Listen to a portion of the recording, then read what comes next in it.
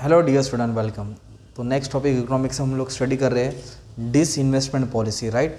तो disinvestment को आप लोग ये भी पढ़ सकते हैं प्राइवेटाइजेशन, ओके। अगर प्राइवेटाइजेशन आया तो ये भी लिख सकते हैं, राइट। तो डिस इन्वेस्टमेंट का मतलब क्या होता है प्राइवेटाइजेशन का? ये कंपनी गवर्नमेंट की, राइट। और गवर्नमेंट जो अपना काम कर रहा है एकदम ढिल्ला है। ढिल्ला मतलब स्लो प्रोसेस है, सिर्फ पगार पूरा भर के लेते हैं और काम नकली करते हैं, राइट। तो इसके कारण गवर्नमेंट की कंपनी को हमेशा लॉस होती है। तो गवर्नमेंट ने क्या किया, अपना पैसा विड्रॉ किया, अपना इन्वेस्टमेंट निकाल दिया। तो गवर्नमेंट ने अपना पैसा निकाला तो इसके जगह पे प्राइवेट फर्म ने अपना पैसा डाला, तो इसको बोलते हैं प्राइवेटाइजेशन। जो इन्वेस्टमेंट था पब्लिक का वो बाहर आ गया, राइट।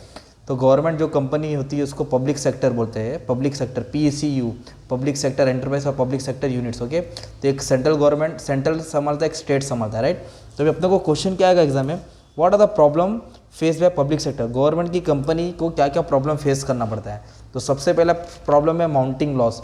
तो जो भी गवर्नमेंट कंपनी उसमें इन्वेस्टमेंट ज़्यादा लगता था और जितना पैसा उन लोग इन्वेस्ट करते थे तो उतना रिटर्न्स आ नहीं पाता था, तो गवर्नमेंट कंपनी हमेशा लॉस ही होती थी। तो सिर्फ कुछ कंपनी है जो प्रॉफिटेबल थी, इंडियन ऑयल, ONGC, कोल इंडिया। बाकी जो भी कंपनी थी, BSNL, एयर इंडिया, MTNL, ये पूरे गवर्नमेंट को डुबा दिया, कुछ भी प्रॉफिट जनरेट नहीं कर पाया। तो गवर्नमेंट की कंपनी मोस्टली लॉस ही, माउंटिंग मतलब हमेशा लॉस झेलना। इसके लिए गवर्नमेंट ने सोचा कि पैसा निकालना ही बेटर है, कोई प्राइवेट फर्म को दे दो या तो बेच दो। नेक्स्ट है लो प्रॉफिटेबिलिटी। इसका मतलब क्या होता है, रिटर्न ऑन इन्वेस्टमेंट। समझाता हूँ। अगर कोई प्राइवेट कंपनी है ना, वो 100 रुपये डाल रहा है ना, तो 60 रुपये कमा रहा है, मतलब 160 रुपये कमा रहा है, तो 60% एक्स्ट्रा कमा रहा है, एक तरफ से आप बोल सकते हैं, राइट। और गवर्नमेंट कंपनी है, प्रॉफिट आ रहा है ना, तो 105 रुपये आ रहा है, मतलब 5% ही कमा रहा है। और प्राइवेट फर्म 60%, 80% रिटर्न कमा रहे हैं। तो इन्वेस्टमेंट जितना कर रहे हैं, जो आवन है ज़्यादा नहीं आ रहा है, कम आ रहा है, राइट। क्योंकि गवर्नमेंट के पूरे जो भी ऑफिशियल्स है वो इनएफेक्टिव काम करते हैं, प्रोडक्टिविटी नहीं है। तो रिटर्न ऑन कैपिटल एम्प्लॉयड भी एकदम कम था उनका, इसलिए गवर्नमेंट के बजट पे बर्डन बढ़ जाता था, और जिसके कारण लॉस और बढ़ते गया, क्योंकि प्रॉफिट नहीं आएगा तो लॉस बढ़ते जाएगा ना यार। नेक्स्ट मसला दिया है एडमिनिस्ट्रेटिव प्रॉब्लम। इसमें क्या बताना है कि जो ऑफिसर्स होते हैं, administrative problem public interface have cause due to factor like lack of autonomy. उनको पावर नहीं दिया जाता है, कोई बड़ा साहब आएगा तब डिसीजन लिया जाएगा, उनको means autonomy means self power नहीं दिया जाता है।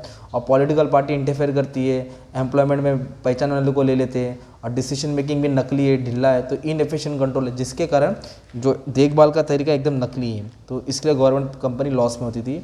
और problem related to man power, तो क्या है, ज़्यादा करके public sector became over staff. जहाँ 100 लोग की ज़रूरत है, लोग 250 लोग को अपॉइंट करते हैं, तो 150 लोग की सैलरी फ्री जाएगी ना, एम्प्लॉयमेंट जनरेट होता है, और मतलब जॉब देने के लिए सबको जॉब दे देते हैं। तो पुअर मैन पावर प्लानिंग होता है, जिसके कारण employees are under employed, their full potential are not utilize, मतलब जो उनकी कैपेबिलिटी है वो पूरा यूटिलाइज नहीं हो जाता है। और सुपरविजन भी नहीं देखा जाता है, कब आता है, कौन कब जाता है, स्टाफ भी इनडिसिप्लिन, कोई रिकॉर्ड नहीं। तो इसके कारण गवर्नमेंट कंपनी लॉस में जाती थी, मैन पावर नकली थे।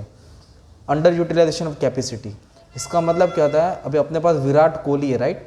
तो उसको हम 8वां उतारेंगे, 8 मतलब 7 विकेट के बाद, तो कितना बॉल खेलेगा, कितना रन बनाएगा।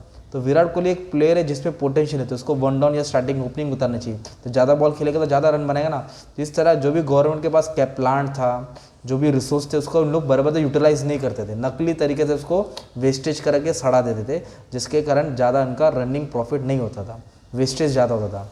और प्लानिंग और प्रोजेक्ट एग्जीक्यूशन, प्लानिंग कुछ करते थे, एग्जीक्यूशन कुछ होता था, सोचते कुछ थे, होता कुछ और था। इसके लिए proper most public sector have been set up without proper planning, बिना सोचे समझे कहीं भी सेटअप हो जाता था, और प्रोजेक्ट के ऊपर स्टडी भी नहीं करते थे कितना प्रॉफिट कितना लॉस, तो जिसके कारण क्या हो गया हमारे में, उनको लॉस पे लॉस होते गया। और प्राइसिंग पॉलिसी, तो जो भी पब्लिक सेक्टर पॉलिसीज है, administer price decide under control and regulation of government, जो भी प्राइस होता है वो गवर्नमेंट डिसाइड करेगा। Price are based on departmental decision and head of order, बहुत सारा क्या होता था, प्राइस पे बहुत सारे लोग डिसीजन लेते थे। और प्रॉफिट के लिए प्राइस नहीं होता था, सर्विस देने के लिए, मतलब ज़्यादा करके गवर्नमेंट सब चीज़ सस्ते में देता है, तो सर्विस के तौर पे अपना काम कराता है, तो जिसके कारण ज़्यादा पैसा इनके पास आता नहीं था। तो ये होता है डिसइन्वेस्ट, ये क्या होता है, problem face by public sector. अभी एग्जाम में अगर मान लो क्वेश्चन आ गया डिसइन्वेस्टमेंट, क्या आ गया, डिसइन्वेस्टमेंट, मतलब जो पब्लिक कंपनी थी अब वो प्राइवेटाइज हो गया, उसको बोलते हैं डिसइन्वेस्टमेंट को ही प्राइवेटाइजेशन बोलते हैं। Process that reduce involvement of public sector, मतलब जो कंपनी में पब्लिक सेक्टर का रोल कम रहेगा, कोई प्राइवेट फर्म करेगा, गवर्नमेंट ने अपना पैसा विड्रॉ किया है। तो ये जो आंसर पड़े ना, इसको पॉजिटिव में लिखेंगे तो तुम्हारा ये आंसर पड़ेगा।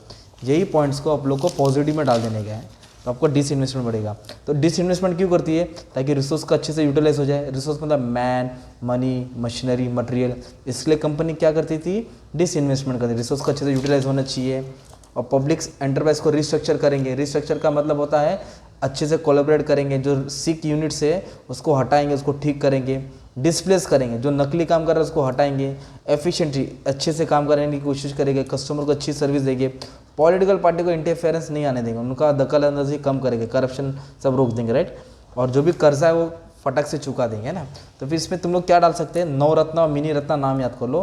तो पहले नवरत्न 9 कंपनी थी, Indian Oil, IPCL Oil and Natural Gas, Bharat Petroleum, HPCL Hindustan Petroleum, NTCP National Thermal Power, SAIL, Steel Authority, VSNL, VR संचार, भेल है ना, भारत इलेक्ट्रॉनिक्स, गेल, ये सब 9 कंपनी थी। अब ये कम होकर मिनी रत्न हो गया, बाकी सब प्राइवेट कर दिया ना गवर्नमेंट ने। तो अभी आपको क्या बताने का था, ये जो आंसर पढ़े ना इसको पॉजिटिव करेंगे ना तुम लोग, तुम्हारा डिसइन्वेस्टमेंट बन जाएगा। डिसइन्वेस्टमेंट का मतलब होता है जो पब्लिक सेक्टर था अब वो प्राइवेट हो गया है, गवर्नमेंट ने अपना पैसा विड्रॉ कर दिया, कोई प्राइवेट को दे दिया, जिसमें भी गवर्नमेंट का इंटरफेरेंस नहीं रहेगा। तो disinvestment involve sale of equity and capital invested in the by the government. Government अपना शेयर बेच के कोई और को दे देता है। तो disinvestment share are listed on quoted on stock exchange, फिर कोई उसका शेयर खरीद लेता है, इस तरह गवर्नमेंट अपना पैसा बाहर निकाल लेता है, प्राइवेट का पैसा आ जाता है, फिर सब प्राइवेट चलता है, गवर्नमेंट का कोई लेन देन नहीं रहता है इसमें, ठीक है। तो ये तुम लोग ने पूरा इसमें कवर किया। तो कुछ भी एक आंसर कंफर्म आने वाला है तो यही उठा के तुमको डाल देने का, ठीक है। अगर प्रॉब्लम है तो ये लिख देना, ऑब्जेक्टिव से आया ना तो इसको पॉजिटिव में डाल देना। कंपनी को प्रॉफिटेबल बनाना है, लॉस को कम करने की कोशिश करना है, रिस्ट्रक्चर करना है, एडमिनिस्ट्रेशन को ठीक करना है, प्लानिंग अच्छे से करना है, प्राइसिंग अच्छे से सेट करना है, और कैपेसिटी का वेस्टेज नहीं होना चाहिए, मैन पावर को अच्छा सिलेक्ट करना चाहिए, रिसोर्स का वेस्टेज नहीं होना चाहिए, सब डाल देने का था, ठीक है। Thank you very much.